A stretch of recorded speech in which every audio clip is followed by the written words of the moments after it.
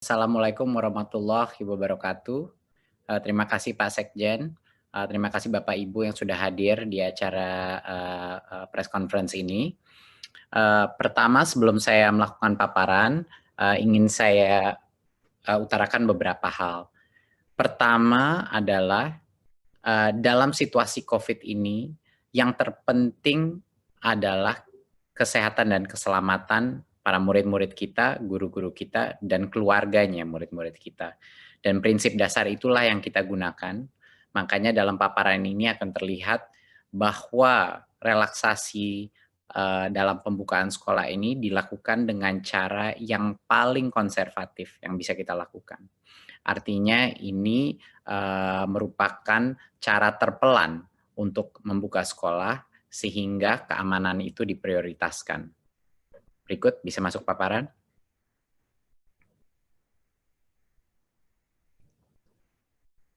Ya, terima kasih. Berikutnya. Ya, prinsip utama di masa pandemi adalah kesehatan dan keselamatan itu nomor satu. Memang banyak yang dikorbankan dengan adanya sekolah ini belajar dari rumah, banyak yang mungkin tidak kualitas pembelajaran ada yang dikorbankan, dan juga kualitas daripada semua pembelajaran daring pun tidak semuanya sama dan banyak sekali yang mengalami kesulitan. Tetapi di masa pandemi ini, di mana kita masih dalam krisis COVID-19, Kemendikbud mengambil sikap bahwa kesehatan dan keselamatan adalah yang utama. Dan itu akan terlihat dengan strategi kita ke depannya. Berikut. Ya, sekarang kita masuk kepada pendidikan anak usia dini, dasar, dan menengah. Rencana ke depannya. Seperti yang saya telah informasikan sebelumnya, tahun ajaran 2020 dan 2021 itu tidak berubah jadwalnya, tetap saja pada bulan Juli 2020, ya. Tapi jadwal itu tidak berdampak kepada metode apa pembelajaran yang ada, maupun daring ataupun tatap muka. Jadinya kami tidak mengubah kalender pembelajaran. Tetapi kita telah mengambil keputusan di Kemendikbud untuk daerah dengan zona kuning, oranye, dan merah, yaitu zona-zona yang telah didesignasikan oleh gugus tugas yang punya resiko COVID dan penyebaran COVID, itu dilarang saat ini melakukan pembelajaran tatap muka di satuan pendidikan. Jadinya untuk zona-zona yang merah, kuning, dan oranye ini merepresentasikan pada saat ini 94% daripada peserta didik, ya, di pendidikan dini, dasar, dan menengah. 94% daripada peserta didik kita tidak diperkenankan untuk melakukan pembelajaran tatap muka. Jadinya masih belajar dari rumah. Ya. Yang 6% yaitu yang di zona hijau, itulah yang kami memperbolehkan pemerintah daerah untuk melakukan pembelajaran tatap muka tetapi dengan protokol yang sangat ketat, yang itu yang akan kita jelaskan. Jadi saya ulang lagi bahwa untuk saat ini karena hanya 6% daripada populasi peserta didik kita yang di zona hijau, hanya mereka lah yang kita berikan persilakan untuk pemerintah daerah mengambil keputusan untuk melakukan sekolah dengan tatap muka.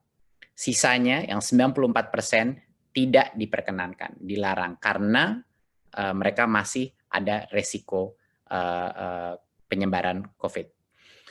Berikutnya. Jadi bagaimana kriteria kita untuk memulai pembelajaran tatap muka? Tentunya dari seperti yang saya paparkan tadi, pertama harus zona hijau, dan itu penetapannya ada di gugus tugas, dan nanti akan diperjelaskan juga dengan kepala gugus tugas apa yang dimaksudkan zona hijau, kuning, dan oranye. Jadi pertama, kabupaten kota itu harus zona hijau. Kedua, Pemda harus memberikan izin, jadi Pemdanya pun harus setuju. Dan yang ketiga, satuan pendidikan telah memenuhi, yaitu sekolahnya telah memenuhi semua checklist dan yang checklist daripada persiapan pembelajaran tatap muka. Pada saat ini semua tiga-tiganya, tiga langkah pertama untuk kriteria pembukaan, sekolahnya boleh mulai pembelajaran tatap muka. Tapi ada satu lagi perizinan yang harus dipenuhi, yaitu orang tuanya murid pun harus setuju untuk anaknya mereka pergi ke sekolah pada saat itu. Jadinya, misalnya sekolah zona itu sudah zona hijau, Pemda sudah mengizinkan, dan satuan pendidikan itu sudah memenuhi checklist-nya. Sekolahnya boleh mulai pembelajaran tatap muka, tetapi tidak bisa memaksa murid yang orang tuanya tidak memperkenankan untuk pergi ke sekolah karena masih belum cukup merasa aman untuk harus ke sekolah. Jadi murid itu pun walaupun sekolahnya mulai tatap muka, kalau orang tuanya masih tidak merasa nyaman, murid itu diperbolehkan masih belajar dari rumah. Jadi itu penting. Kita punya banyak sekali level persetujuan untuk anak atau peserta didik itu bisa masuk ke sekolah. Ya, sekali lagi ini hanya yang zona hijau yang merepresentasikan 6% daripada populasi peserta didik kita. Dan zona hijau ini bisa semakin besar, bisa semakin kecil, tergantung pada designasi daripada gugus tugas. Berikutnya. Untuk sekolah yang sudah memenuhi semua checklist itu pun, yang di zona hijau, kita melakukan tiering daripada mana jenjang yang boleh masuk dulu. Ya, jadinya untuk bulan pertama, pada saat itu checklist sudah terpenuhi, hanya diperkenankan SMA, SMK, dan SMP. Jadi hanya yang level lebih menengah situ. Jadi SD saat ini belum boleh dipersilakan membuka, harus menunggu 2 bulan lagi. Ya, jadinya untuk yang paling awal pun hanya level SMP ke atas yang boleh. Baru setelah 2 bulan kalau semuanya masih oke dan semua masih hijau, baru boleh SD dan SLB yang mulai dibuka. Ya. Mungkin saya koreksi untuk yang tahap 1 adalah SMA, SMK, MA, MAK, SMTK, SMK, dan lain-lain. Ya. Untuk tahap 2, 2 bulan setelah itu baru boleh SD, ya, MI, dan paket dan SLB. PAUD adalah yang paling terakhir dan baru boleh di bulan kelima kalau zona itu masih hijau. Ya, bulan kelima barulah PAUD boleh memulai belajar dengan tatap muka.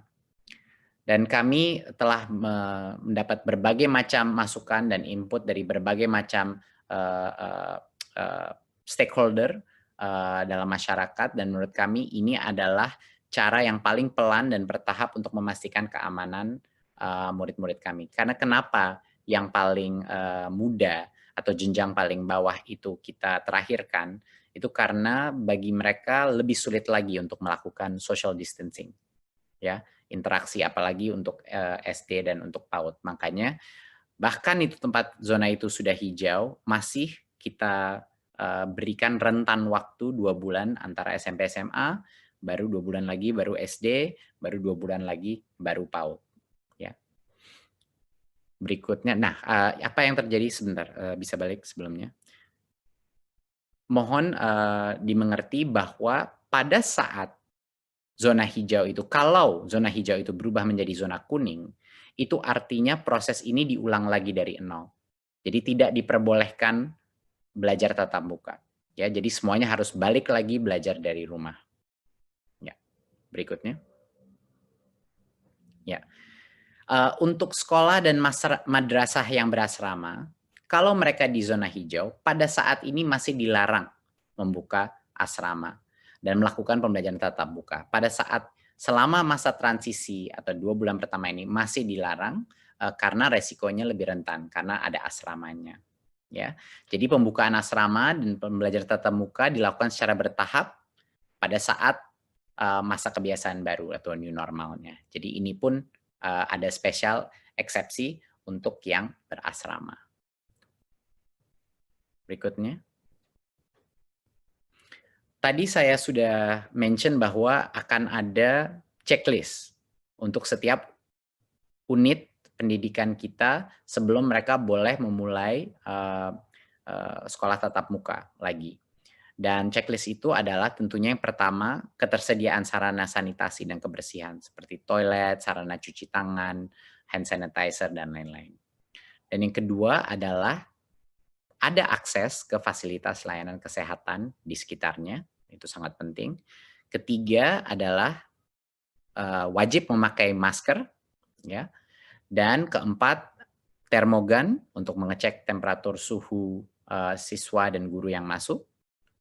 Dan yang kelima adalah beberapa aturan atau protokol kesehatan mengenai kalau ada peserta didik yang mungkin punya kondisi medis atau lagi sakit, itu tidak diperkenankan untuk masuk. Bahkan kalau keluarganya ada yang sakit atau flu, anak itu tidak diperkenankan masuk.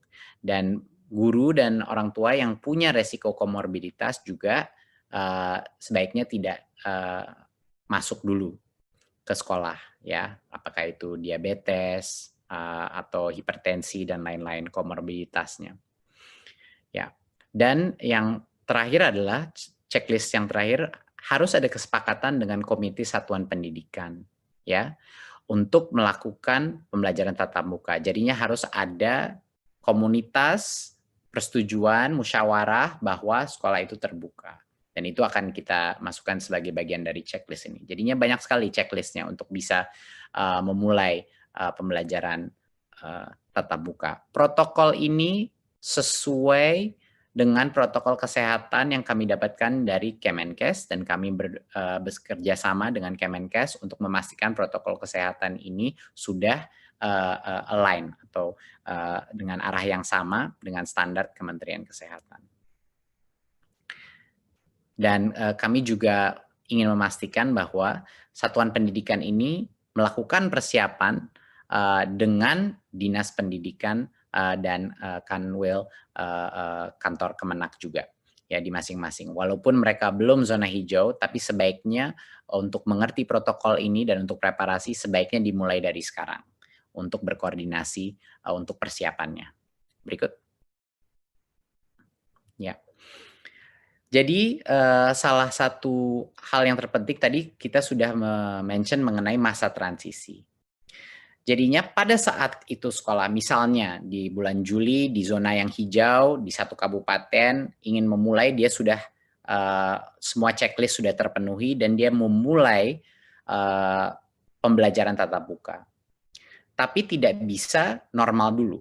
Selama 2 bulan pertama dia buka, ada berbagai macam restriksi yang kita akan lakukan. Yang terpenting adalah dalam kondisi kelasnya. Yang tadinya peserta didik rata-rata itu 28-30 anak per kelas, untuk 2 bulan pertama maksimal 18 peserta didik per kelas. Ini untuk pendidikan dasar dan menengah. Ya, jadinya sekitar kapasitasnya setengah atau 50%, sekitar 50% daripada kapasitas normal. Jadi secara otomatis sekolah ini yang melalui masa transisi ini harus melakukan proses shifting, ya, harus ada shifting. Dan kami memberikan kebebasan bagi unit pendidikan untuk menentukan seperti apa mau shiftingnya, per harian, per mingguan, angkatan kelas atau apa. Tapi dipastikan bahwa hanya boleh maksimal di dalam kelas 18 peserta didik untuk pendidikan dasar dan menengah. Dan untuk SLB jaga jarak minimum 1,5 meter. Itu 1,5 meter adalah suatu social distancing aturan untuk semua jenjangnya, ya. Tapi untuk SLB maksimal 5 peserta didik per kelas. Dan PAUD jaga jarak 3 meter dan maksimal 5 peserta didik per kelas. Itu pun pada saat kalau PAUD kan masih sampai tercepat pun baru 5 bulan dari sekarang di zona yang hijau. Dan jadwal pembelajarannya seperti yang saya sudah bilang tadi, itu ditentukan oleh masing-masing satuan pendidikan sesuai dengan situasi dan kebutuhannya. Ya, jadi walaupun masuk sekolah kapasitas pun dibagi, ya, jadi sekitar 50% kapasitas yang diperbolehkan masuk. Dan ini selama 2 bulan pertama. Ya, baru setelah 2 bulan masih hijau, tidak ada masalah, sudah benar-benar mengenal protokol yang baru boleh new normal, di mana lebih banyak peserta yang boleh masuk sekolah. Berikutnya. Oke. Tentunya ada beberapa lagi, tentunya menggunakan masker itu masih pada saat masa transisi dan akan dilanjutkan pada saat masa new normal, bahkan setelah 2 bulan pun masih harus. Dan juga kondisi-kondisi selain seperti komorbiditas dan kriteria kesehatan, protokol kesehatan dari Kemenkes semuanya harus dijaga. Berikutnya. Berikut. Ya. Pada saat masa transisi ini, semua aktivitas di mana anak-anak itu bercampur, berinteraksi antara kelas, itu tidak diperbolehkan. Jadi selama masa transisi ini, hanya boleh masuk ke kelas langsung pulang. Jadinya aktivitas seperti kantin, di mana anak-anak dari berbagai macam kelas berkumpul, itu tidak diperkenankan selama 2 bulan pertama. Juga kegiatan olahraga dan ekstrakurikuler itu belum diperbolehkan selama masa transisi. Ya, dan aktivitas-aktivitas lain, kegiatan belajar mengajar seperti KBM itu belum diperbolehkan pada saat masa transisi. Jadi esensinya adalah prinsipnya apapun aktivitas-aktivitas yang perkumpulan sifatnya atau yang mencampur antara satu kelas dan kelas lain itu belum diperbolehkan dalam masa transisi ini. Berikut. Ya. Jadi selama masa COVID ini, kami di Kemendikbud ini adalah suatu kebijakan yang telah kita keluarkan sebelumnya, tapi ini sekedar mengingatkan bahwa kami sudah membuka seluruh dana BOS untuk semua kebutuhan protokol kesehatan seperti cairan, sabun pembersih, pembasmi kuman, dan lain-lain. Dan untuk pembelajaran jarak jauh pun juga bisa dipergunakan untuk beli kuota, paket data, baik buat guru maupun peserta didik. Dari sisi pembayaran honor pun yang sebelumnya ada berbagai macam restriksi, ya kami telah merelaksasi penggunaan honor dari BOS juga untuk menggunakan pembayaran guru honorer yang tercatat di Dapodik, ya, yang tadinya butuh NUPTK, sekarang tidak butuh NUPTK untuk menerima, karena dalam kondisi krisis ini harus diberikan fleksibilitas, karena kesejahteraan guru, terutama di situasi di mana ekonomi ini sangat menurun, ini sangat penting. Ya. Dan juga yang tadinya ada batas 50% daripada dana BOS bisa digunakan untuk perbayaran honor, ketentuan itu pada saat masa COVID ini kita lepas. Jadinya boleh lebih dari 50% untuk dibayar untuk honor, karena situasi ekonomi juga. Berikutnya.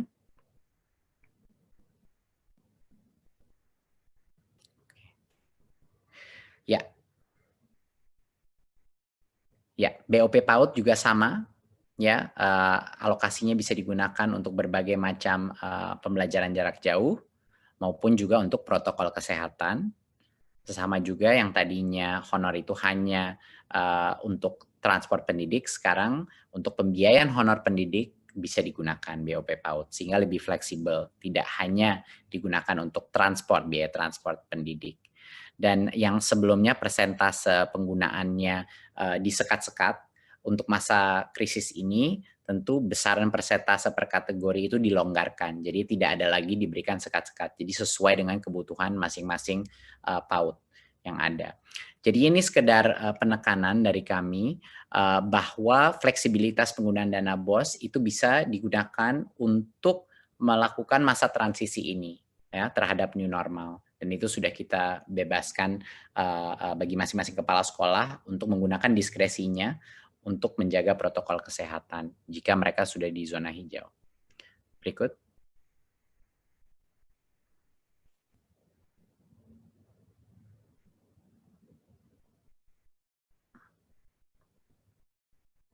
Oke. Sedikit mengenai pendidikan tinggi. Berikut. Ya. Tahun akademik pendidikan tinggi tetap dimulai bulan Agustus 2020, ya. Tetapi pembelajaran di perguruan tinggi di semua zona masih dilakukan secara daring. Jadi masih online. Belum belajar tatap muka, belum masuk. Dan alasannya adalah universitas juga punya potensi mengadopsi belajar jarak jauh lebih mudah daripada pendidikan menengah dan dasar. Jadinya untuk saat ini karena keselamatan adalah yang nomor satu, saat ini semua perguruan tinggi masih melakukan secara online sampai kalau ke depannya mungkin kebijakan yang berubah, tapi untuk saat ini belum berubah. Jadi masih melakukan secara daring, ya. Jadi itu adalah keputusan dari Kemendikbud pada saat ini. Tapi ada yang namanya aktivitas prioritas. Ya, aktivitas prioritas itu adalah aktivitas yang sangat berhubungan dengan kelulusannya mahasiswa yang sulit sekali dilakukan secara daring. Contoh, penelitian di laboratorium untuk skripsi, tesis, dan disertasi. Biasanya ini adalah small group ataupun individu, project-project individu. Dan seperti tugas laboratorium, praktikum, studio, bengkel, dan hal-hal seperti ini yang butuh mesin, butuh peralatan, dan lain-lain.